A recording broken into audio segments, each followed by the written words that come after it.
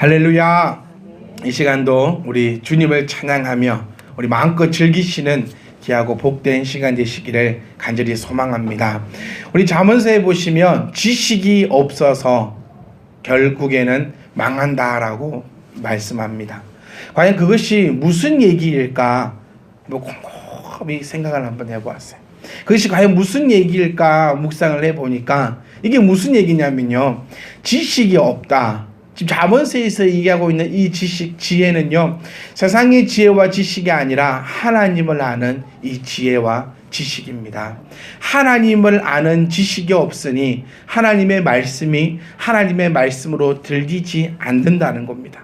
하나님의 말씀이 하나님의 말씀으로 보이지 않는다는 것입니다. 그래서 결국에는 하나님의 말씀을 알지 못하니 하나님의 말씀대로 살아갈 수 없고, 그렇기 때문에 결국에 그것 때문에 망한다는 사실을 우리에게 주시는 이 말씀을 기억하시면서 오늘도 이 말씀을 향한 이 지혜로 말미암아 이 시간 하나님을 발견하시고 하나님을 만나는 귀하고 복된 시간 되시기를 간절히 소망합니다. 우리 새신자일수록 하나님을 보기 원합니다. 새신자일수록 하나님을 보기 원하는데, 이 하나님을 보기 원하는 것이 내 육신의 눈으로 꼭 육체로 보기를 원한다는 거예요. 그런데 이제 이것이 말씀을 알면서 이제 지혜가 생기고 지식이 생기면서 하나님을 내 마음의 눈으로, 내 영의 눈으로 발견하게 된다는 사실을 꼭 기억하시면서 오늘도 이 말씀으로 살아 움직이는 이 말씀으로 우리에게 나타나시는 그 하나님을 발견하셔서 또 한 주간의 승리의 삶으로 나갈 수 있기를 부탁드리겠습니다. 우리 지금 읽었던 이 본문 말씀은 너무너무나 귀한 말씀입니다. 모든 말씀이 다 귀하지만 특별히 우리 세례 요한에 대해서 살펴볼 수 있는 말씀입니다.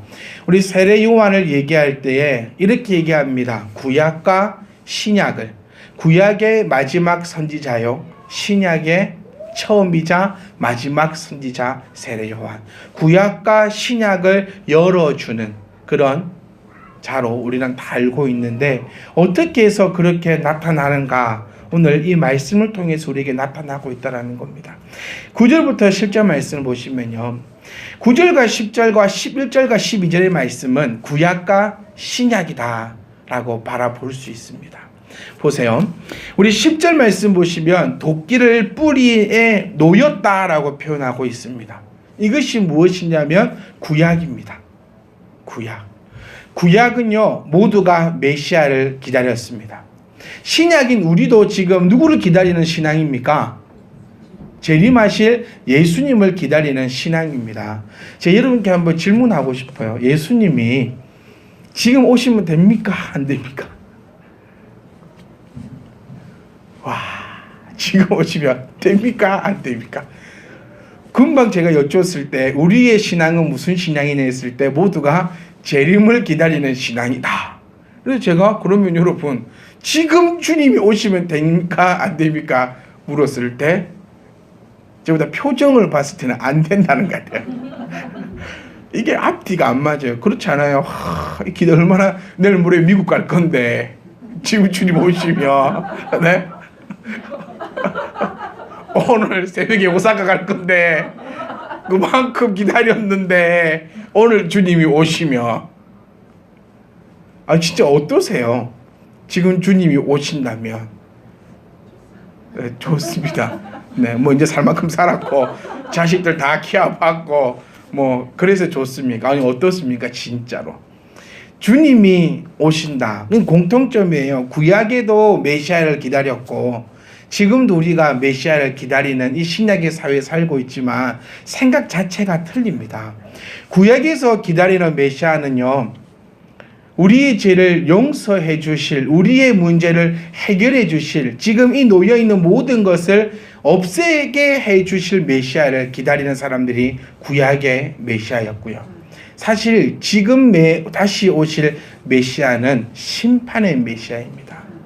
그러니까 주님이 이 땅에 이제 오신다면 회개할 기회가 있습니까? 없습니까? 없다라는 거예요. 주님이 처음으로 오신 그 이유는 우리에게 회개할 기회를 주시기 위함입니다. 그래서 도끼가 지금 어디에 놓여 있다고요? 내 나무 뿌리에 지금 놓여 있는 것이 구약에서 오실 메시아고요. 지금 다시 오실 메시아는 12절에 꺼지지 않는 불에 태우시는 메시아입니다. 똑같은 메시아를 기다리고 있지만 기다리고 있는 메시아가 다르다는 거예요. 그래서 구약의 사람들보다 어쩌면 지금 우리들이 더욱더 경각심을 가지고 메시아에 대해서 끊임없이 그에 대한 믿음을 필요로 할 때가 바로 지금이라는 겁니다. 구약의 사람들은 보세요. 예수님이 이 땅에 오셔서 그들을 치료해 주셨습니다. 그들을 회복시키셨습니다. 그래서 우리가 예수를 믿는 우리들이 구원받았음을 확신하고 있다는 거예요. 그런데 주님이 다시 오실 때는 더 이상 우리에게 회개할 기회는 허락지 않으신다는 겁니다. 다르게 한번 질문 드리고 싶어요. 이제는 만약 주님이 오늘 오신다면 괜찮겠습니까? 라는 그 질문의 물음은요, 과연 나는 구원받기에 부족함이 없는 신앙입니까? 라고 한번 여쭙고 싶습니다. 그래서 아직 주님이 오시면 안 될 것 같지요. 이 두 가지를 생각해 봤을 때, 첫 번째, 아직 할 게 너무 많고, 두 번째, 확신이 없어가지고. 그렇지 않나요? 여러분, 확신 없는 삶으로 나아가지 마십시오. 예수 그리스도를 믿으십니까? 믿으십니까? 우리에게는 구원이 약속되어 있음을 우리가 결코 흔들리지 않기를 간절히 소망합니다. 자, 오늘 우리가 이제 말씀을 통하여서 우리 11절, 12절, 특히 12절을 중심으로 보려고 합니다. 하나님, 우리 세례요한이 이렇게 얘기하죠. 내가 지금 회개의 기회를 준다. 11절 말씀입니다. 회개하기 위해서 내가 너에게 세례를 베풀기 때문에 너희는 지금 뭐 해라? 우리는 지금 뭐 해라? 회개하라는 겁니다.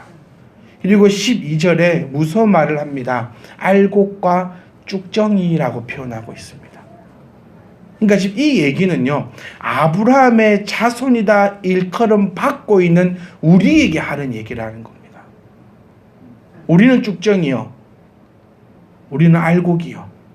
무엇입니까? 우리는 알곡이요, 밖에 있는 사람들은 쭉정이다라는 표현이 아니라 지금 아브라함의 자손임을 자처하고 있는, 아브라함의 자손이라고 생각하고 있는 우리들에게 알곡과 쭉정이에 대해서 얘기하면서, 알곡은 그의 앞마당을 정리하실 때에 곳간에 들이실 것이고, 쭉정이는 영원히 꺼지지 않는 불에 태우시겠다라고 말씀하실 때, 우리는 오늘 이 시간 무엇이 쭉정이고 또 무엇이 알곡인지, 내가 과연 쭉정이인지 내가 과연 알곡인지, 말씀을 통하여 나를 되돌아봤을 때 내가 알곡이라면요, 오늘 주님 오시기를 우리는 바라셔도 됩니다. 하지만 내가 쭉정이라면요, 아직 오시면 안 돼요. 네. 좀 더 나아가서 내 옆에 있는 자가 쭉정이라면 아직 오시면 안 돼요. 우리 중에서 누구는 구원받고 누구는 구원 못 받는 자가 있다면 얼마나 슬프겠습니까? 한번 생각해 보세요, 여러분. 주님이 이 땅에 다시 재림하실 때에 성경이 이렇게 표현합니다. 믿는 자가 하늘로 들리움을 받을 것이다. 지금 이 시간 주님이 오시지 말라는 법도 없잖아요. 이 시간 주님이 탁 내려오시는데 내가 못 올라가. 여러분 다 올라가서 기뻐 찬양하는데 나는 이 자리에 있어서 안 올라가고 막 올라가는 척 막 이래가지고 와 올라가는 척 막, 그런데 막 많이 올라가는데 혼자 못 올라간다면 얼마나 이게 비참한 삶이겠습니까? 오늘 우리 쭉정이 인생, 과연 성경에서 말하고 있는 이 쭉정이는 무엇인가 우리 한번 살펴보기를 원합니다. 쭉정이와 알곡은요, 겉으로 봤을 때는 잘 모릅니다. 비슷하게 생겼습니다. 쭉정인 걸 알았다면 키우지도 않았겠지요. 벼를 심었고 이 벼가 자라날 때 이 벼는 쭉정이 벼네, 그걸 알았으면 얼른 베어냈을 겁니다. 그런데 알 수가 없어요. 다 자라나고 다 추수를 해본 다음에 물에 떨어뜨려 봤을 때 뜨느냐 가라앉느냐를 가지고 쭉정이냐 알곡이냐를 살펴볼 수 있다는 겁니다. 여러분, 쭉정이는요 참 힘듭니다. 여러분, 이 시간 앉아 있는 게 힘듭니까? 즐겁습니까? 아유, 알고 계시네요. 요게 먼저입니다. 쭉정이는 참 힘들어요. 왜 힘드냐면 쭉정이가 알고 긴 척을 해야 되기 때문에 너무너무 힘들어요. 교회 계실 때 보시면 어느 누구도 쭉정이는 안 계십니다. 특히 우리 아이들이 하는 얘기가 다 그렇잖아요. 우리 엄마가 교회에서만 살았으면 좋겠다. 교회에서만 살면 화도 안 내고, 네. 못하는 거 있어도 안 돼. 그러면 안 돼. 이러지. 집에서는 왜 이럴 거는 교회에서는 안 돼. 누구야 안 돼. 이러니까 다 교회 모으면 애들이 정신을 줄을 놔버려요. 우리 모두는 그렇지 않습니까? 옆에 분은 지금 한번 보세요. 이런 분과 지구상에 살아가는데 지구에 다툼이 어디 있고 아픔이 어디 있고 슬픔이 어디 있습니까? 다 양보하지요. 할렐루야 찬양하지요. 얼마나 좋은지 몰라요. 그런데 우리 가운데 진짜 알곡은 정말 좋습니다. 근데 쭉정이는요 미치고 죽습니다. 지금 이 앉아있는 이 한 시간이 얼마나 힘들겠냐고요. 네. 여러분 내 스스로가 점검하셔야 돼요.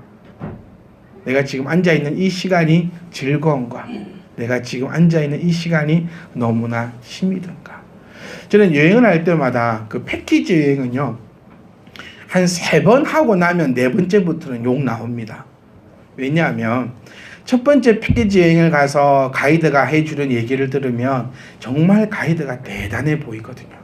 지식도 많고 가이드 얘기 한번 들어보세요. 사회, 경제, 문화, 군사 모르는 얘기가 없어요. 어떤 얘기를 수술하면서 지식이 대단해 보입니다. 2번째, 3번째까지 괜찮은데 4번째, 5번째 가이드를 만나보면요 모든 가이드가 하는 얘기가 똑같아요. 그러니까 제가 그때서야 알았습니다. 가이드들이 보는 정용책이 있다는 사실을.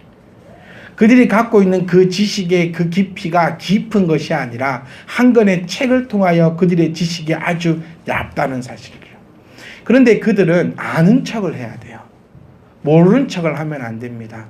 그러니까 그 인생이 얼마나 힘들고 또 어렵겠냐는 겁니다. 우리 또한 마찬가지입니다. 여러분 모르면 모른다고 할 수 있는 신앙이 필요합니다.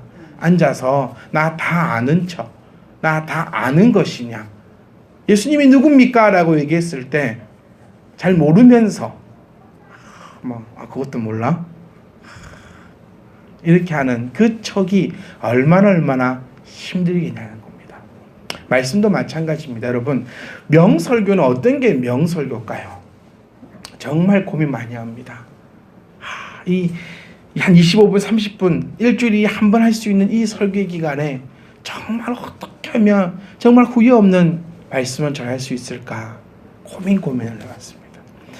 옛날에 말하는 명설교는요 구약시대 때 말했던 그 명설교는요 알아듣지 못하는 설교였습니다. 왜냐하면 우리 생각해 보세요. 우리나라에 처음에 복음이 들어와서 1950년, 1960년, 1970년대에 성도들의 수준 지식 수준들을 볼 때에 다들 초등학교도 나오기 힘든 정도의 수준이었습니다. 그런데 목사님이 앞에 서서 하나님의 말씀을 전할 때에 알아듣지 못하는 것이 당연한 이치였습니다. 그래서 내가 알아듣지 못하면 그 설교는 아주 훌륭한 설교가 되었습니다. 왜? 내가 무식해서 못 알아듣는 거기 때문에. 그리고 내가 못 알아듣는 말을 들어야지 왠지 유식해지는 것 같은 그런 문화와 그런 사회로 나아갔습니다. 지금도 그런 뿌리가, 그런 잔재가 남아있는 것 같아요. 저는 이렇게 생각합니다. 명설교는요 알아듣는 설교이다. 내가 어떤 소리를 들어서도 내가 알아들을 수 있어야지. 구약에는 못 알아듣는 소리 했습니다. 왜요? 못 알아듣는 소리를 해야지 사실요 좀 목사가 대단해 보입니다. 못 알아듣는 설교를 해야지 선지자가 대단해 보였고 제사장과 일반 백성들의 그 개입이 확연하게 나타났기 때문에 앞에 선자는 못 알아듣는 소리로 이야기해주고 떠나면 그만이었습니다. 하지만 신약의 설교, 지금 세례 요한의 이 설교를 한번 보십시오. 세례 요한의 설교에부터 이제 비유가 들어갑니다. 여러분 왜 알곡과 쭉정이라 얘기했을까요? 맞아요. 이 사회는 농경 사회입니다. 농경 사회에서 누구보다도 쉽게 설명할 수 있는 게 알곡과 쭉정이었습니다. 사실 우리는 지금 좀 힘들어요. 왜냐하면 알곡이 뭔지도 모르고 쭉정이가 뭔지도 모르니까. 우리 아이들은요, 쌀이 어떻게 맺히는지 잘 모릅니다. 저만 해도요, 찹쌀과 쌀을 구별할 줄 모르고, 쌀을 잘 갈면은 찹쌀이 된다고 생각했거든요. 네, 근데 찹쌀과 쌀은 이 종자가 다르고, 그러면 찹쌀이 벼에서 나는지 나무에서 열리는지 어떻는지 우리는 지금 알 수 없으나, 지금 이 시대 때는 가장 잘 알아들을 수 있는 게 바로 이 농경사회 알곡과 쭉정이를 이야기하는 거였습니다. 여러분, 제발 알아들을 수 있기를 부탁드리겠습니다. 오늘도 내 귓가에 하나님의 말씀이 들어간다면 그 어느 설교보다 명설교입니다. 여러분은 지금 최고의 예배를 드리고 있습니다. 스스로 자부심을 가지시고, 여러분은 지금 최고의 설교를 듣고 있다는 이 자부심을 가지셔서 제발 은혜 받으셔서, 은혜 받으면 어떻게 된다 했죠?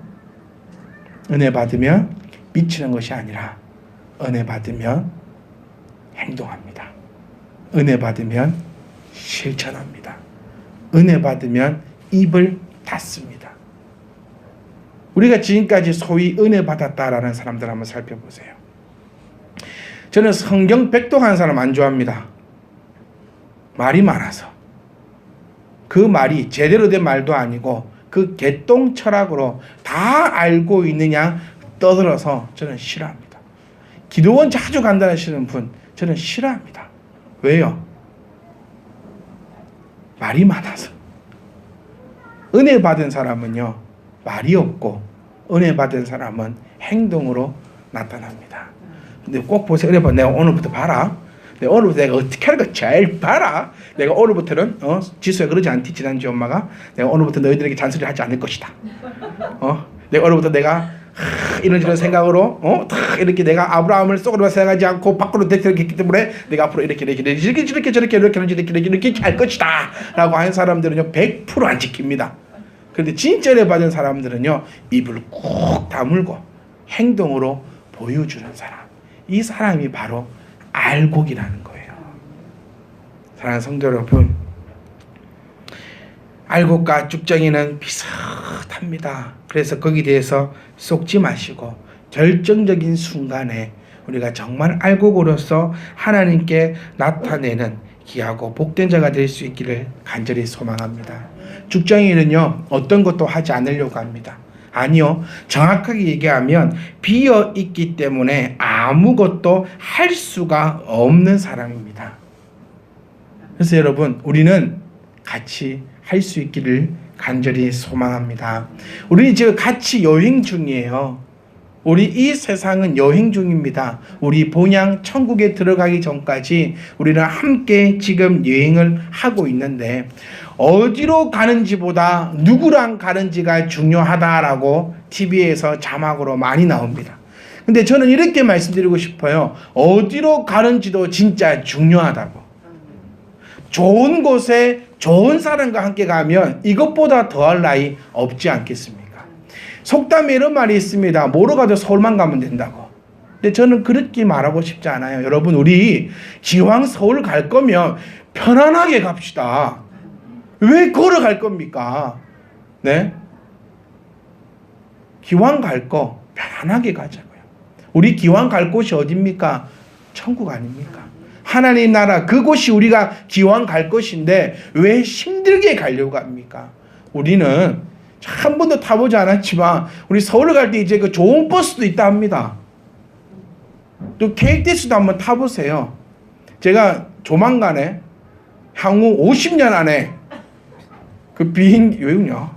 좀 비웃네. 50년 안에 제가 비즈니스 그 좌석을 한번 타보고 설명해 드릴게요. 기왕 가는 거 우리가 편안하게 함께 갈 수 있기를 간절히 소망합니다. 참빛 희망교회의 쭉정이가 되지 마십시오. 하나님 나라의 쭉정이가 되지 마십시오. 쭉정이는 알곡을 상하게 합니다. 죽정이 옆에 있다가 알곡까지 같이 벌어지는 일이 수두룩 합니다. 농사 일을 해보면요, 우리 집에서 고추 2개, 3개 키우면 그 한 개 아깝잖아요. 근데 이거를 1000개, 2000개, 10,000개 키우면요, 이 몇 개 아깝지도 않더라고요. 제가 정인사님 고추밭에 가서 부셔먹은 고추만 해도 몇 그루인 줄 압니까? 탁탁 부셔먹고 말도 안 합니다. 혼날까 싶어가지고. 근데 별로 개의치 않아요. 우리는 한 개, 쌀이요. 가보니까요, 이 큰 통에 때리 부어버립니다. 삽으로 씁니다. 빗자루로 끌어냅니다. 그때 버려지는 양도 사실 어마어마합니다. 쭉정이 옆에 있으면 이 알곡은 상하고 버려지기에 불과합니다. 사랑하는 성도 여러분, 쭉정이가 되지 않기를 간절히 소망합니다. 죽정이는 물에 붕붕 뜹니다. 죽정이는 교회 안에서도요, 붕붕 뜹니다. 이용하려고 하지 마십시오. 하나님을 이용하는 자는 죽정이에 불과합니다. 교회를 이용하는 자는 죽정이에 불과합니다. 목사를 이용하고 성도를 이용하는 자는 죽정이에 불과하다는 겁니다. 이용한다는 얘기가 뭡니까? 하나님이 필요 있어서 섬기는 거예요. 교회가 지금 나에게 도움을 주니까 내가 교회 안에 있는 것입니다. 목사가 지금 나에게 필요하니까 목사님 옆에 붙어 있고, 지금 성도가 나에게 필요하니까 옆에 붙어 있는다. 이것은 모두가 쭉정이들입니다. 하나님은 이런 쭉정이 원하시지 않고 알곡을 원하십니다. 진짜 힘들 때에 함께 하는 것이 알곡입니다. 진짜 어렵고 또 어려울 때 같이 붙어 있는 이것이 참빛 희망 교회의 진정한 알곡인 줄 우리가 믿으시고, 제발 참빛 희망 교회의 죽정이들이 아니라 참빛 희망 교회의 알곡들이 되시기를 간절히 소망합니다. 죽정이는 얼마나 억울한지 아십니까? 죽정이는 얼마나 고달픈 줄 아십니까? 없는 데 있는 척 해야 되고, 힘든 데 앉아 있어야 되고, 하나님을 잘 모르는데 하나님을 안다고 해야 되고. 홍길동의 삶을 보십시오. 아버지를 아버지라 부르지 못하고 형을 형이라 부르지 못하니 말이 좋아 의적이지 도둑놈 아닙니까? 그의 마음에 억울함이 있고, 그의 마음에 분노가 있고, 그의 마음에 슬픔이 있으니까 도둑이 된다는 겁니다. 사랑하는 성도 여러분, 우리는 쭉정이가 되지 않기를 간절히 소망합니다. 우리는 알곡으로서 당당히 하나님께서 그의 곳간에 넣으시는 살아있는 알곡이 될 수 있기를 간절히 소망합니다. 우리는 알곡입니다. 하나님 나라의 알곡이고, 참빛 희망 교회의 알곡이고, 우리 모두의 알곡. 그를 통하여서 함께 가십시다. 편안하게 하나님 나라에 함께 들어가십시다. 언제까지요? 끝까지. 그를 통하여 알곡들이 모여있는 바로 이곳이 천국임을 주의 이름으로 선포합니다.